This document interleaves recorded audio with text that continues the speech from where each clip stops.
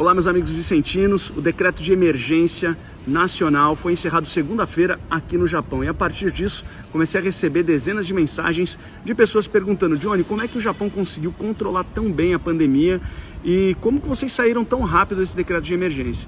Então eu vou falar alguns assuntos aqui, abordar alguns assuntos que vão ser do seu interesse para que, de repente, possa clarear um pouco a sua mente e que sirva também de referência, talvez, aí para o Brasil ou até mesmo para a cidade de São Vicente. Vamos lá.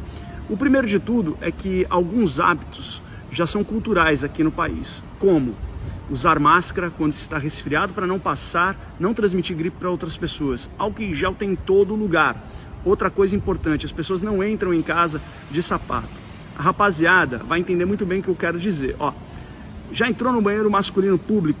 Já viu como é que fica o chão ali perto do mictório? Então imagina, você pisa ali e depois você vai para sua casa e entra nela com seus calçados todos cheios de bactérias, onde o seu filho muitas vezes vai estar engatinhando ali, seu neto, enfim, ou até mesmo você acaba por muitas vezes deitando no chão. Então, só o fato de você já estar colocando o seu calçado do lado de fora dessa casa já ajuda bastante. Lavar as mãos corretamente. Pois bem, isso tudo, talvez você até já saiba. Mas uma outra coisa muito importante é que o governo japonês, embora tenha oposição e governo, eles entendem que a saúde e o bem-estar do povo está acima de tudo. Então, quando o governo falou, olha, fica em casa por causa do isolamento social, ele simplesmente não falou assim, olha, fica aí e tchau. Não, ele pagou para esse cidadão ficar em casa. Só para você ter uma ideia, foi liberado um fundo emergencial onde cada pessoa residente nesse país, independente da nacionalidade, começou a receber $1.000. Esse preenchimento podia ser online ou através de formulário para não ter aglomerações no banco, nas prefeituras, enfim.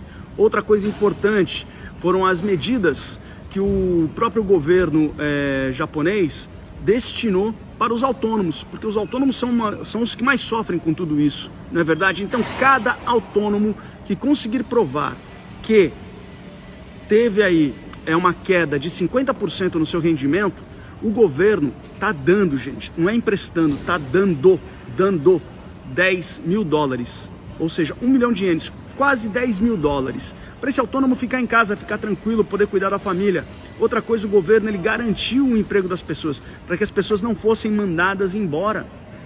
Então, aí sim você consegue se isolar em casa de uma forma bem tranquila.